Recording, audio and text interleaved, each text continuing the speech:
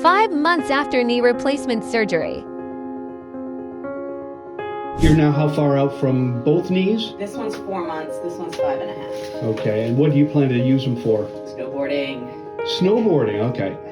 Yoga. And yoga, okay. And so, how are they doing? Can you show us what your motion looks like? Yes, of course. I've been working very hard on being able to get down into a squat. Yeah. In case you want to play catcher. Which I can do without issue. And I can also get some balance here.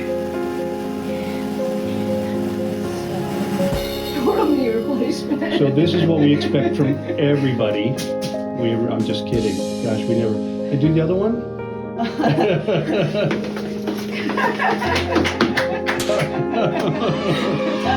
right, excellent. Excited for you. And the snowboard is ready to go?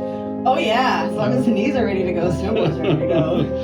You've done the job. Wait, can you prove it? Can you slide up your pant leg so it's legit? Yeah. Legit. Oh yeah. So this is 2 A.V.A.T.A.R knees and ready to go snowboarding. Excellent.